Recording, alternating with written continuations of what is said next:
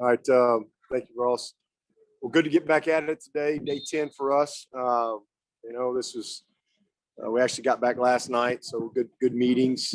And I think that's been something that we've done that's really helped us around here coming in Sunday night, after break, kind of help everybody kind of flush spring break and all that stuff and get back focused to have a good productive practice today, which it was.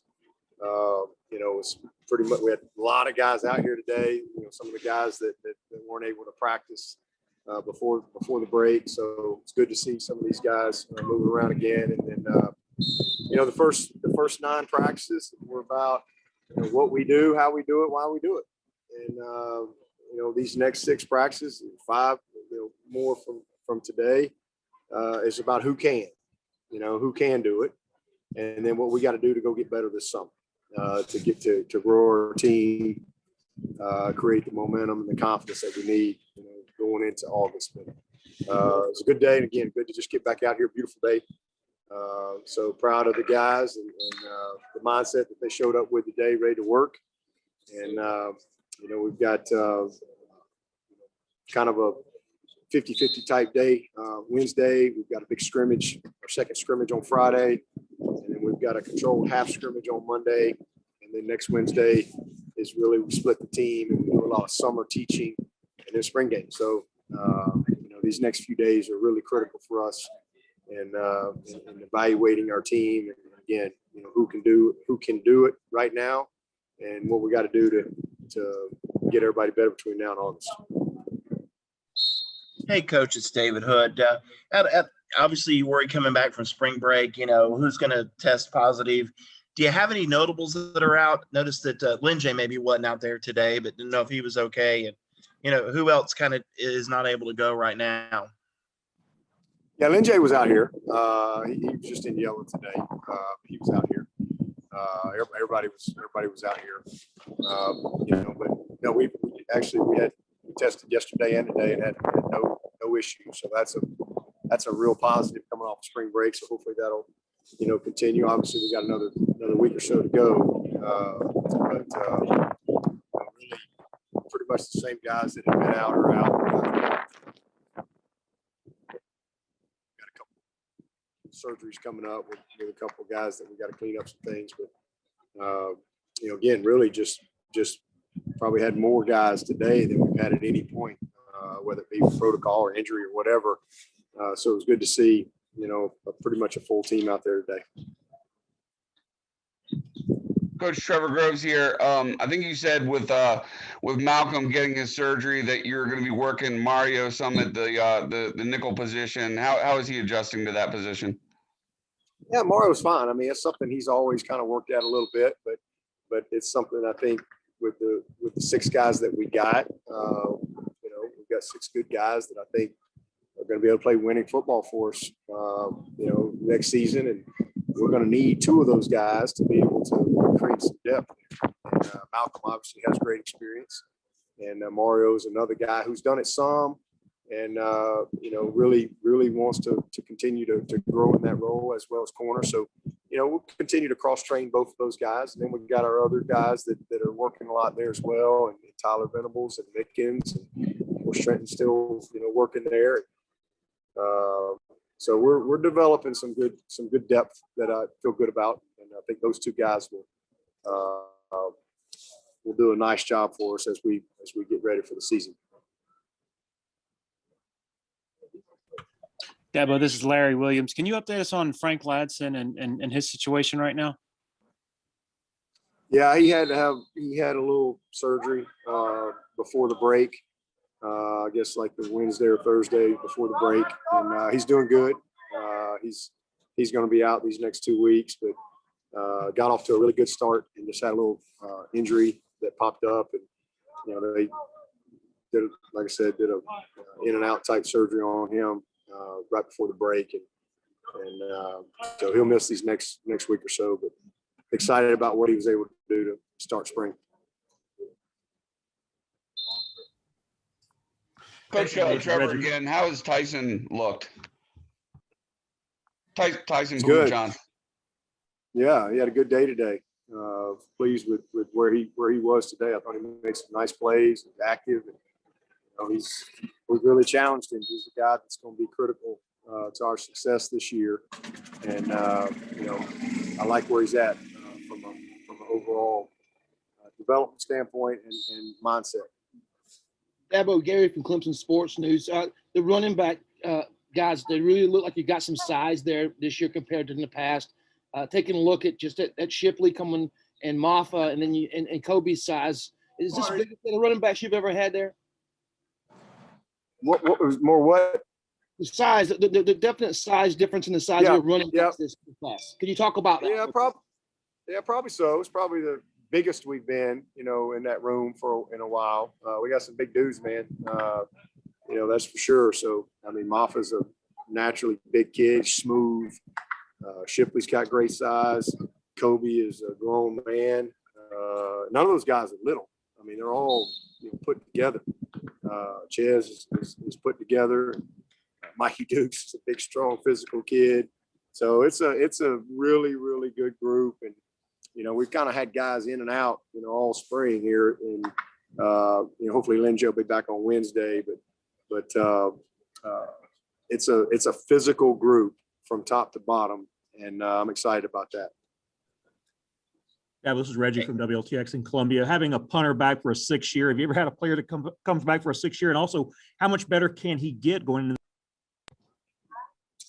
I don't know. I'm not sure. I don't think I've had a 6-year guy, but they're going to be a bunch of 6-year guys all over the country this year. And I just Will Spires was a developmental guy when we signed him. He really wasn't. He was a quarterback that punted. And now he's become a punter. He's always had the ability. He's got NFL potential. And I think this really, really is going to benefit him because it's another year of development. And he's coming off his best year.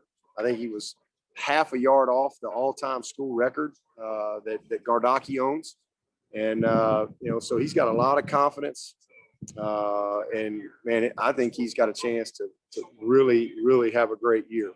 So, again, there'll be a bunch of 6-year guys all over the country this year and in the next year and probably the next couple of years maybe. But he's one of those guys that I think this is going to be a huge blessing for him and his opportunity to play at the next level.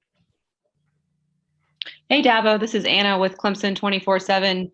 Are you guys cross-training Jordan McFadden and Walker Parks right now at right and left, or have those guys found homes yet on either side? No, ain't nobody found a home. We're cross-training everybody. We got guys cross-training all over the place. We got to come out of spring with the type of depth that we didn't have last spring. Last spring we had guys that on the depth chart, but we weren't functional, and really came out of fall camp with maybe 6 guys that we thought could play winning football for us, and we kind of took our lumps and had to develop along the way in the season. We were fortunate because our top 5 guys pretty much stayed healthy and was able to play pretty much all the competitive plays. So we were very fortunate, but we're way ahead in the offensive line than we were this time last year. It's not even close. And I'm excited about that because I do think we'll be able to come out of this fall camp with hopefully 10 or 11 guys, which is what we're used to. But part of that is experimenting and cross-training guys, and developing, different types of chemistry, different types of roles. So, because at the end of the day, you want to get the best 5 that you got, and then who's the next best 5, and so forth. So, or who's the 6th best, 7th best guy, and so we're in that process right now. But yeah, there's nobody that's found a home. Hey, Dabo, David with ESPN. Maybe to kind of piggyback on that a little bit. It's sort of a weird thing in that obviously Jackson is in a position where he might go fairly early in the draft this year. John Simpson had a great year, but historically, for all the success you've had and all the guys you've put in the league, you haven't had a lot of like 1st, 2nd, 3rd round O linemen taken. I'm curious if you have any idea why that is. Do you think it was sort of how the NFL viewed your scheme for a while? And do you think that's something that is or can change in the future? I don't think it had anything to do with how they viewed our scheme.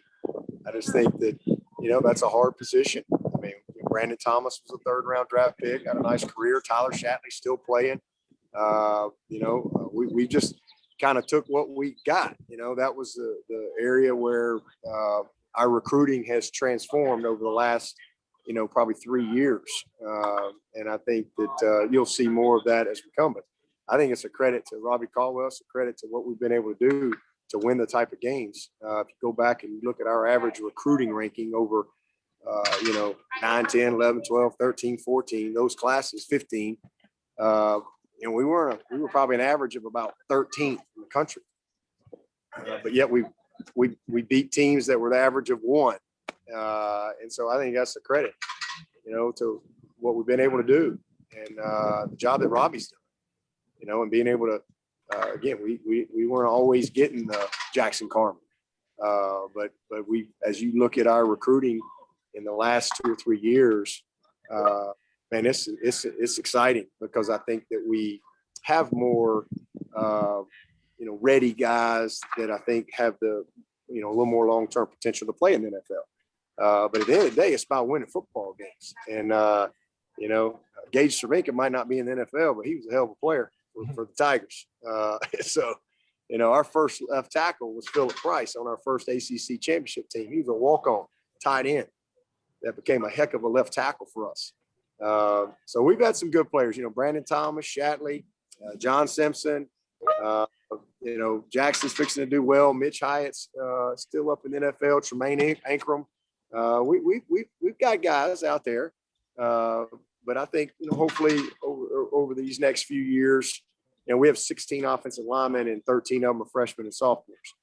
So I think that again we've got the right guys, and we got a lot of guys that will have an opportunity. Certainly, Jordan McFadden's going to have an opportunity to play at the next level. I think we've got a bunch of those guys right now that have that long range potential. So I think the biggest thing is just the NFL is a different game from, and it's elite. And even though maybe Tyrone Crowder wasn't an NFL guy, he was needed enough to go win a national championship. So that's what matters to me. That's my job, win games here. Hey, Dabo, Chris Nini from The Athletic here. The NCAA and the AFCA, they're trying to get teams to cut down on faking injuries in games. I know that's something your team went through a couple of years ago with an opponent. What do you feel about that in the game and the idea that maybe teams could post-game be penalized for that? Well, I mean, you hope that people don't coach that. I mean, that's certainly not something we would ever teach here. Hopefully nobody would do that. And I don't really know. I mean, how do you, I mean, I'm sure there's ways to maybe study it and come up with some type of way, but you never want to just want to assume that people are going to do the right thing. You don't want to ever question somebody being injured. Certainly though, when people do that, it's not a good thing, for our game, but it's definitely not something that we've tried to teach or coach or anything like that. Coach, this is Todd Shaughnessy in Spartanburg and Greenville. Why do you want to take a week-long break in the middle, and what do you do? Well, I don't necessarily want to take a week-long break. That's just how the schedule goes, because I'm not going to wait till March 22nd to start spring ball. That's just not our philosophy here. I actually like the break. I think it's actually good because, like I said, we got a lot of guys back that we wouldn't have had last week. So I think it's good. We like to get going early and because we're usually in pretty good football shape because we typically play, later into the season. And so I think we can have a little mini winter and then we can get right to it. I like to finish early because, we get out of school early here. Our finals are the last week of April. So, I like to have a good training session post-spring. That's something I believe in, and really having a longer uninterrupted opportunity to train, in the late spring and into the summer. So that's one of the reasons we do it. And then injuries, we've had guys get hurt late that we've been able to get back. And if we'd have gone later, probably wouldn't have been back till, second, third, fourth game.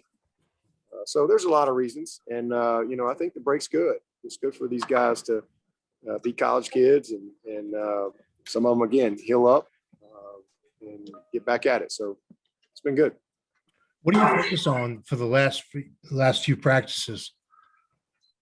Say that again. What do you focus on for the last few practices? Well, like I said at the beginning, the first 9 practices about what we do, installation, how we do it, why we do it, a lot of fundamentals, a lot of technique, a lot of things like that, a lot of drill work, a lot of control type competitive stuff, and then these last practices is okay. Well, who can do it?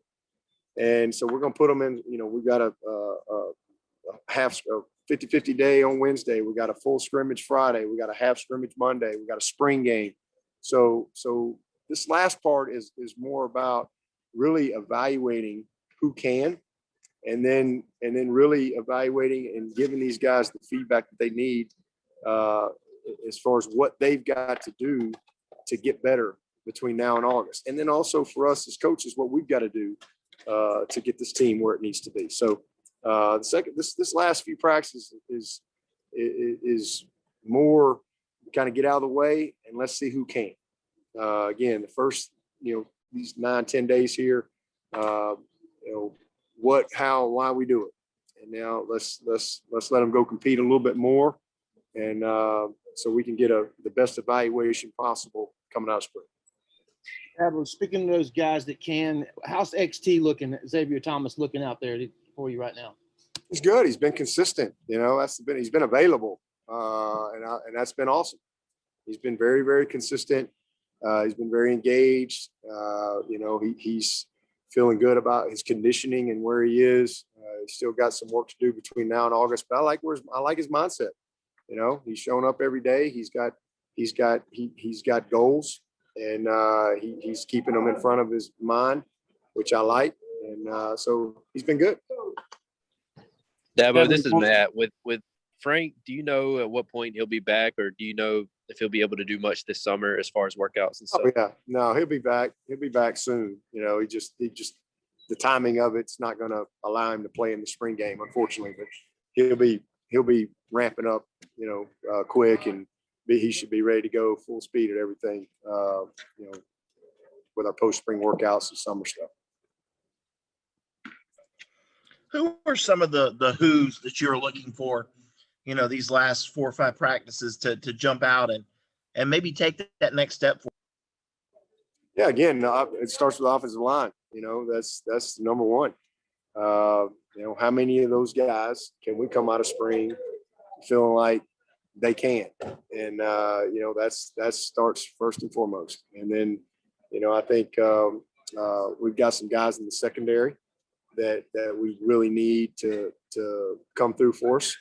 And so putting them in some challenging situations to see where they are. Tyson Pumachan, he's a guy that man, he needs to not just be ready to play, he needs to be ready to go win the game. And I really want him to really prepare and think as the starter. That's something I want to see, that type of urgency from him. And he missed some practice in the first half. So I think this is a very critical time for him these next couple of weeks.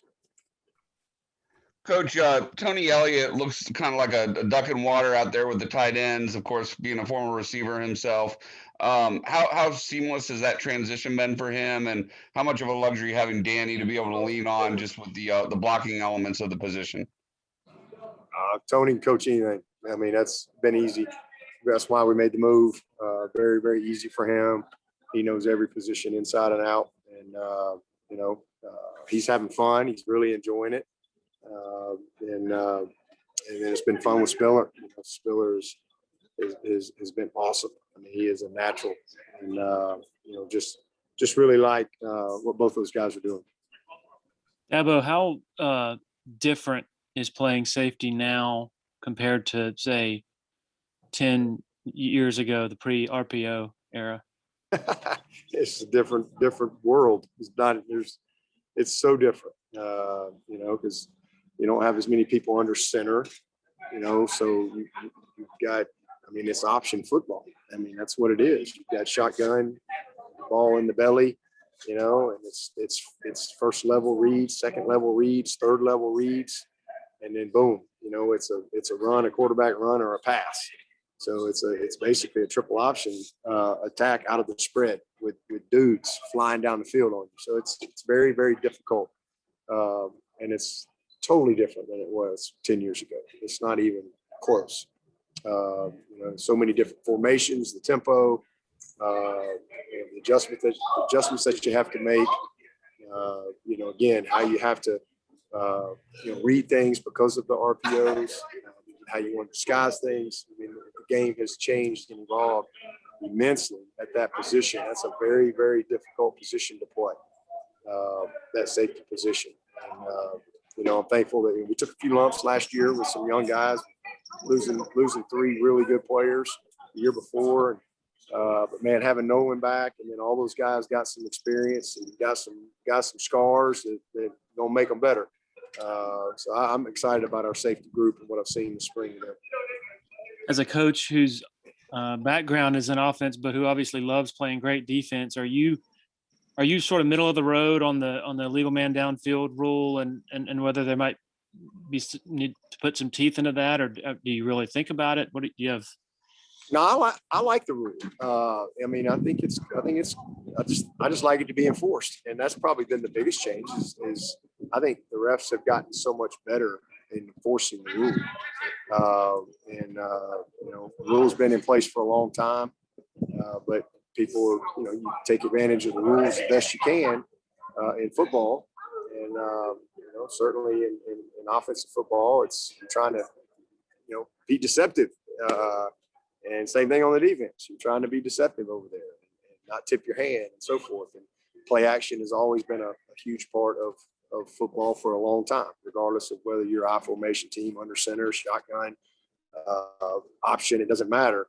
But as far as, the zone read, the RPO game off of it, and the way football has evolved, I think it's been fun. I think it's exciting for football. And I think as coaches, the biggest thing is you just want the rules to be enforced. And I think that they've been, for a couple of years there, it was because I think the refs had to adjust too. And I think they have. I think it's gotten a lot better these last couple of years. And I know we've been busted a few times, and other teams against us have as well.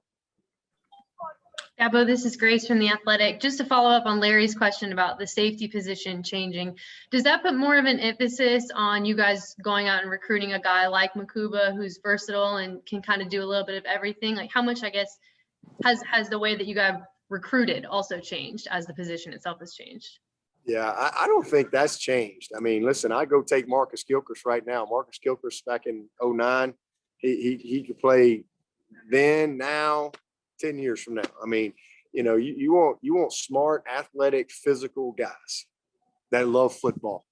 That ain't changed. There's schematics and things like that change, but what it takes to win at that position, are the same things. It's smart football players, football IQ guys, guys that are physical, that will come up and support the run, guys that are versatile, that can play free or strong, and guys that are athletic, guys that can run. So I mean that hasn't changed. That's still the same.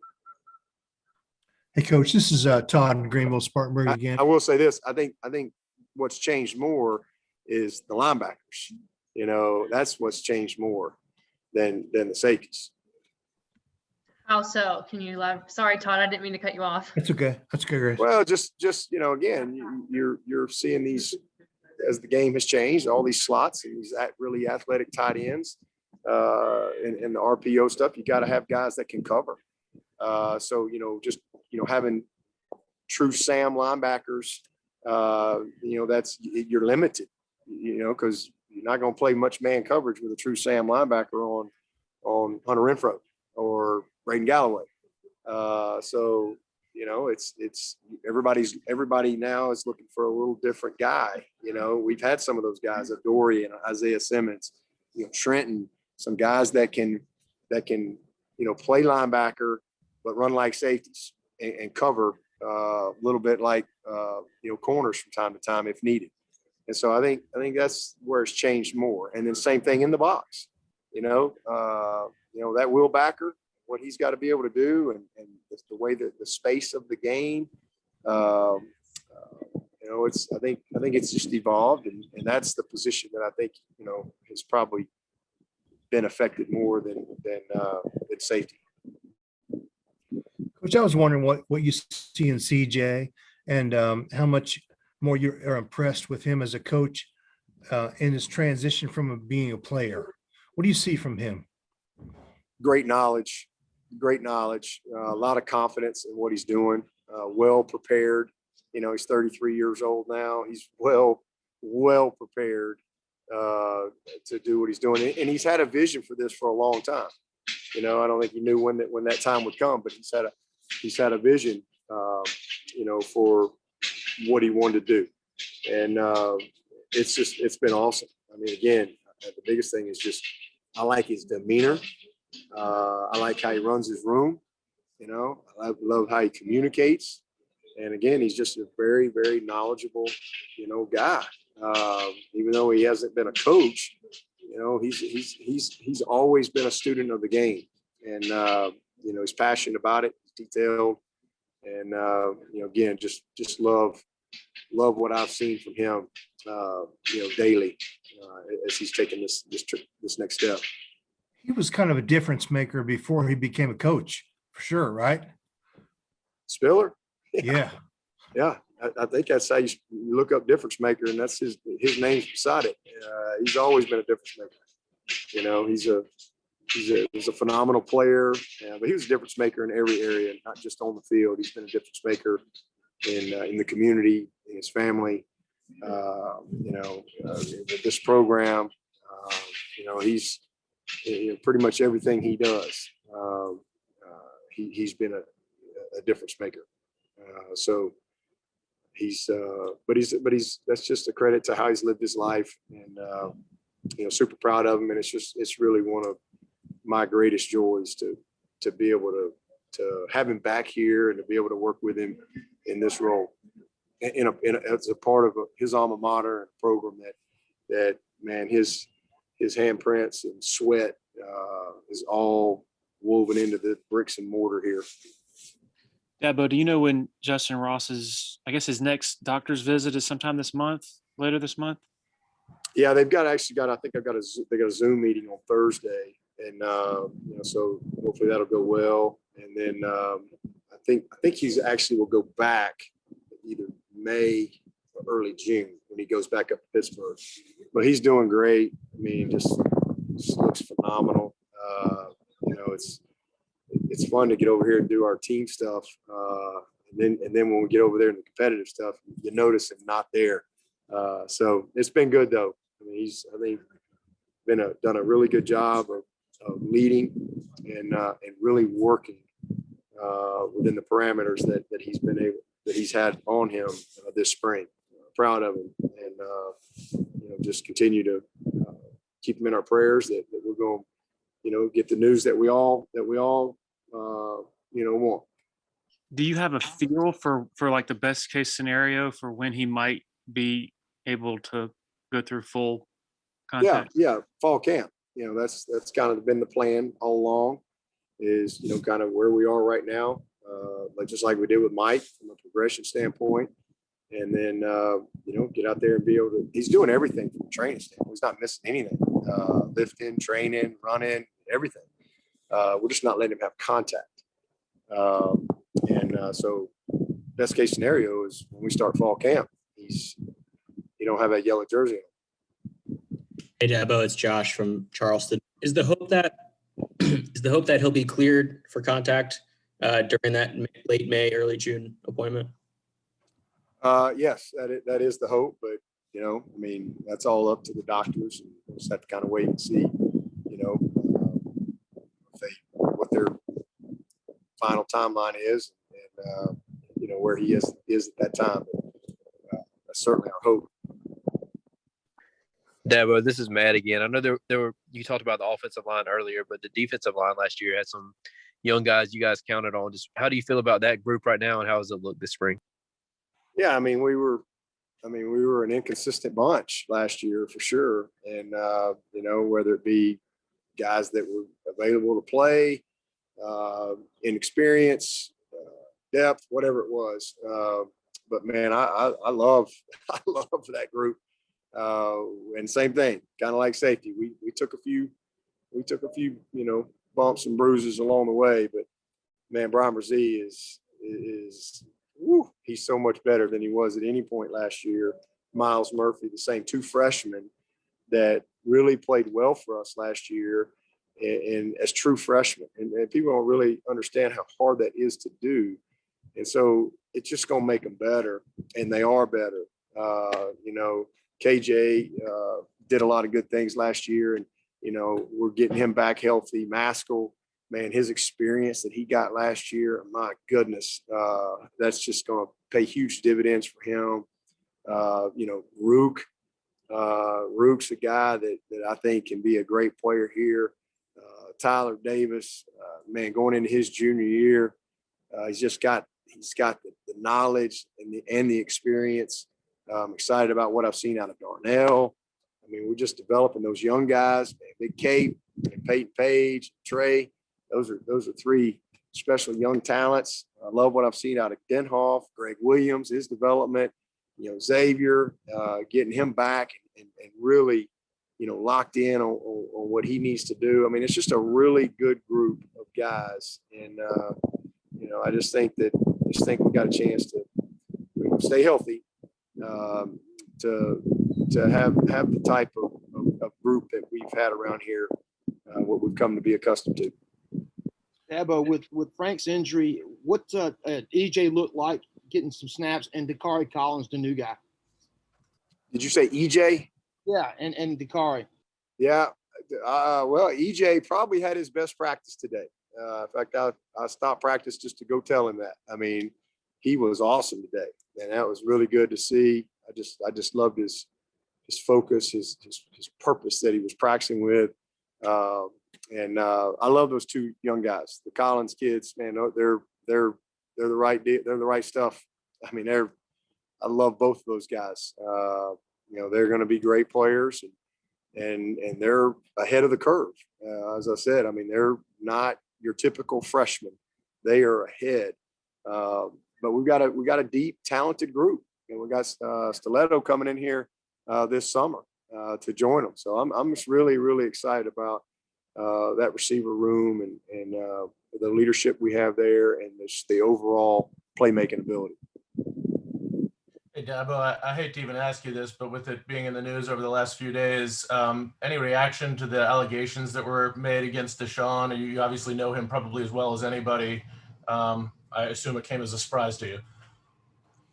Yeah, I mean, certainly. I mean, we're disappointed to see, you know, his name in the news and all that's going on. But, you know, look, hey, I love Deshaun Watson.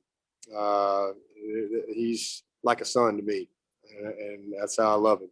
And as far as all the legal stuff and all that, that'll all, you know, take its course and all that stuff. So certainly can't, you know, speculate or comment on any of that stuff. But all I can tell you is, you know, I've known Deshaun since the 9th grade, and man, he's been nothing but exemplary in every area that I've ever known him in. You know, 3 years here as a player, I think I had a chance to yell at him one time. He was 5 minutes late to a team meeting that he overslept for, and that's it. So, I mean, that's the Deshaun I know. And I can only, you know, base my thoughts on my experiences with him, which have been, you know, just wonderful. And again, I love him like a son. And, you know, we'll just have to see where everything else goes from there. Appreciate it. Thank you. Anything else for Coach Swinney? Coach, on a lighter